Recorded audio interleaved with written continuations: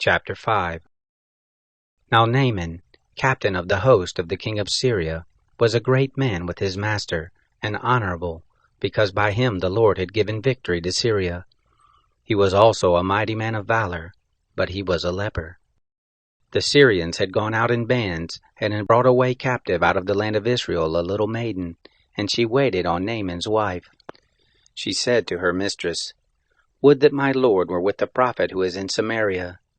Then he would cure him of his leprosy." One went in and told his lord, saying, "Thus and thus said the maiden who is of the land of Israel." The king of Syria said, "Go, and I will send a letter to the king of Israel."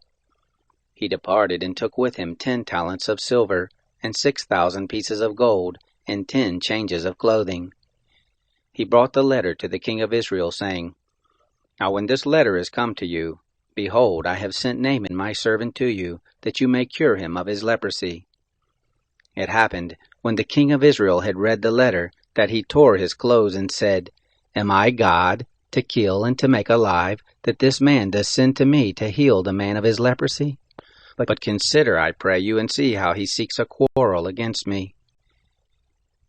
It happened, when Elisha the man of God heard that the king of Israel had torn his clothes, that he sent to the king, saying, "Why have you torn your clothes?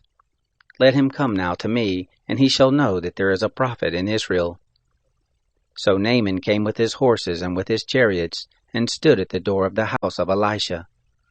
Elisha sent a messenger to him, saying, "Go and wash in the Jordan 7 times, and your flesh shall come again to you, and you shall be clean." But Naaman was angry, and went away, and said, "Behold, I thought he will surely come out to me and stand, and call on the name of the Lord his God, and wave his hand over the place and heal the leper. Aren't Abana and Pharpar, the rivers of Damascus, better than all the waters of Israel, that I may not wash in them and be clean?" So he turned and went away in a rage. His servants came near and spoke to him and said, "My father, if the prophet had told you to do something great, wouldn't you have done it? How much more then when he says to you, 'Wash and be clean'?" Then he went down and dipped himself 7 times in the Jordan, according to the saying of the man of God, and his flesh came again like the flesh of a little child, and he was clean. He returned to the man of God, he and all his company, and came and stood before him, and he said, "See now, I know that there is no God in all the earth but in Israel. Now therefore please take a present from your servant." But he said, "As the Lord lives, before whom I stand, I will receive nothing." He urged him to take it, but he refused.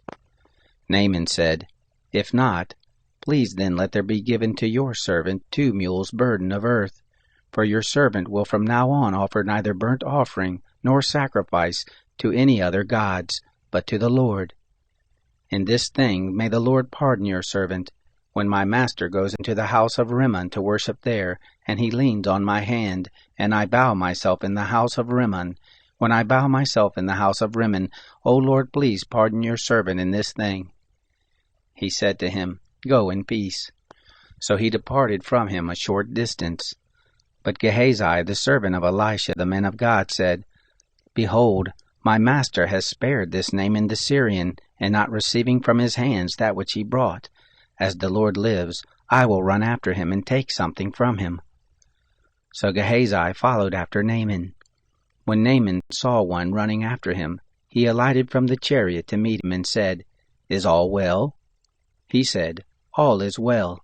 My master has sent me, saying, Behold, even now there are come to me from the hill country of Ephraim 2 young men of the sons of the prophets.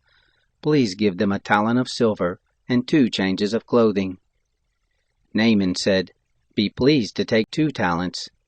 He urged him and bound 2 talents of silver in 2 bags with 2 changes of clothing, and laid them on 2 of his servants, and they bore them before him.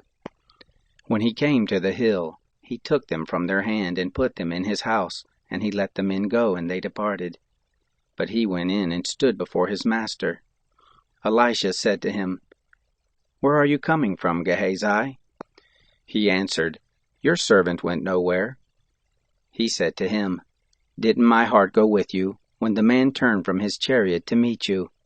Is it a time to receive money, and to receive garments, and olive groves and vineyards, and sheep and oxen, and men servants and maid servants? The leprosy therefore of Naaman shall cleave to you, and to your seed forever. He went out from his presence a leper as white as snow,